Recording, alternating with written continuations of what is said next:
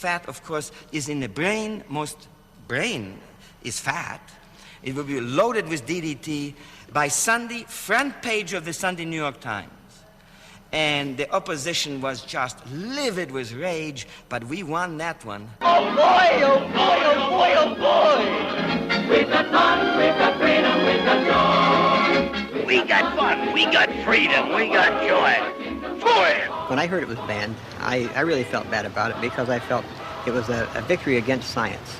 And I felt that scientists and industry had a place in this country, and certainly being undermined by the statements about pesticides in general. It's gotten worse since then, of course. After banning DDT, the others were easy. Somebody said maybe because DDT was so easy to spell that people immediately thought about it. Where once chemicals were seen as good, now they were bad. In the early 1970s, press and television became fascinated by any reports of the side effects of pesticides and herbicides. What happened, that leg's just malformed, but when he was crippled, he was born after the sprain this year. That's the only evidence involved. And above all, by the effects on human beings. The first analysis was phoned to me yesterday to say they have found the residues of 2,4-D. So I guess I'm the first documented case to say it is residual in the human body after you've been exposed to it. The battle against DDT had been won ultimately by evidence of its presence in humans. Now the Environmental Defence Fund placed advertisements in the national papers implying that DDT caused cancer. Donations flooded in, but the decision split the leadership. The Environmental Defence Fund and Carol and I parted company over the issue of whether the shift should be from the questions that we were sure of, that DDT was bad for the environment, to the speculation that DDT might cause cancer. I don't believe in going to court on speculation. I go to court on relatively solid evidence. DDT is not good for mammalian systems. It damages the nervous system, it damages the liver enzyme systems, it causes some problems. It is not a strong carcinogen. It is not, except in very large doses, associated with serious human health hazard. Its real problem is that it had the capacity, had it continued to be used at the rate it was being used, to literally destroy almost the entire world natural ecological system on which we really depend, and would have meant the ultimate collapse of the human species as an animal species. The DDT hearing was a watershed, not just for the battle against chemical pollution, but for the science of ecology. Ecologists became influential figures, giving scientific advice in the battles against other pesticides. But in the process, their science was transformed. It became the guiding force of the environmental movement. Beginning with the unintended consequences of DDT, the science of ecology had emerged as a useful tool in science, and many people began to see it as something that could be drawn upon for moral enlightenment as well, the notion of everything being connected to everything else. It's the relationship between me and plants and animals and the world in general. I remember the first time I ever heard the word environmentalist on the air was on an Arthur Godfrey show, and he was trying to explain what it was, and it was hard for him to explain what the era was. So it was really a new era.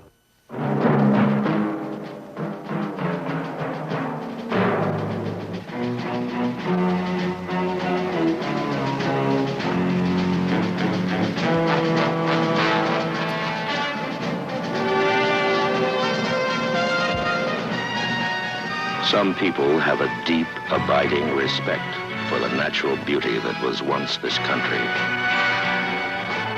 And some people don't. People start pollution. People can stop it.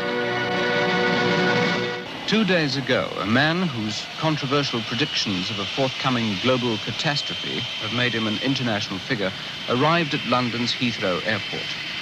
He is Paul Ehrlich, Professor of Biology at Stanford University, California, and the chief spokesman for the so-called ecological movement. Dr. Ehrlich, just how realistic is your projected theory of the eco-catastrophe?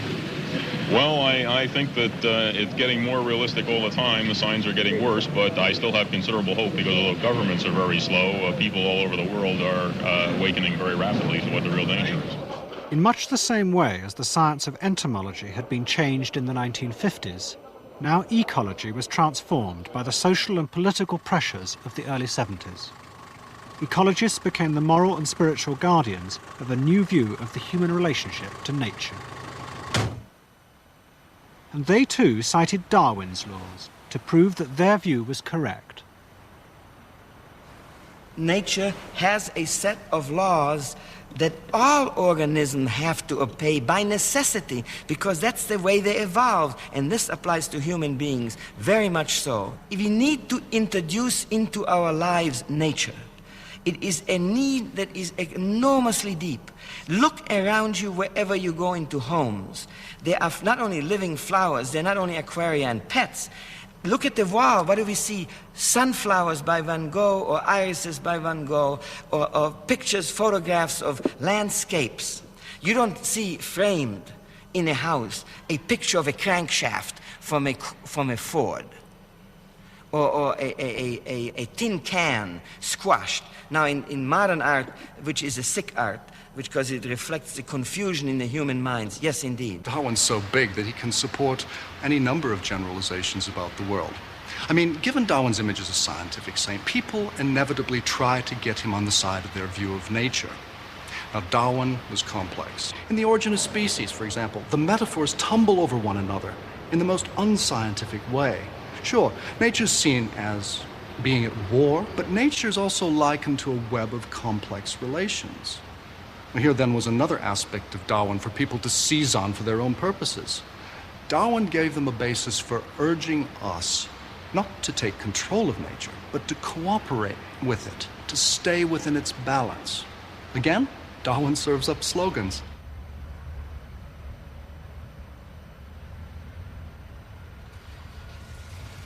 In the popular imagination, scientific theories are something fixed, and if they're good theories and accepted by creditable people, then they're absolute, and that's that. What people don't understand is that scientific theories never have a single meaning. They become a cultural property. They are usable, serviceable for different interested parties. Katy did, Katy didn't, Katy did, Katy didn't, Katy did, Katy didn't, Katy did. Gracious, what a scandal, every other girl would cry. She can't hold a candle to somebody such as I. But who got the banker's boy and 50,000 quid? The story of DDT continues. The head of a large property company has called a press conference to announce that he has stopped construction in one of his skyscrapers. Yeah. Let me move over this side to have more light. What's happening here this morning? Well, the peregrine falcons have been nesting in this building for 5 years. And every year the Peregrine Society comes and retrieves the eggs. The eggs will not hatch here because due to DDT contamination, they're too weak for the bird to sit on. We're going to open the window. Yeah, quick.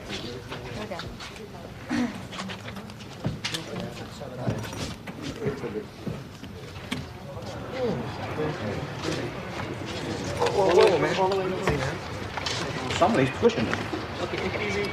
Each year they bring back a small baby for the bird so that they feel that they've completed the cycle. Okay.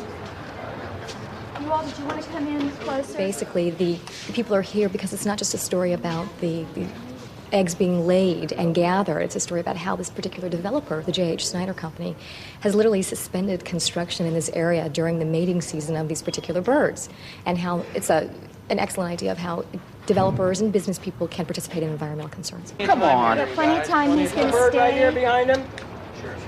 Does everybody have everything they need in the way of shots? You saw the number of TV cameras and the media people that were up here today watching the manipulation going on. This, in effect, is really a myth being born or being fostered at any rate. Looking out from the ledge 26 floors above Wilshire Boulevard, it's hard to believe that the falcons would pick an urban area like this to nest. The myth in this case is that the peregrine falcon is sacred. Granted, it's a precious species, We were about to lose it perhaps a number of years ago. Now we have peregrines back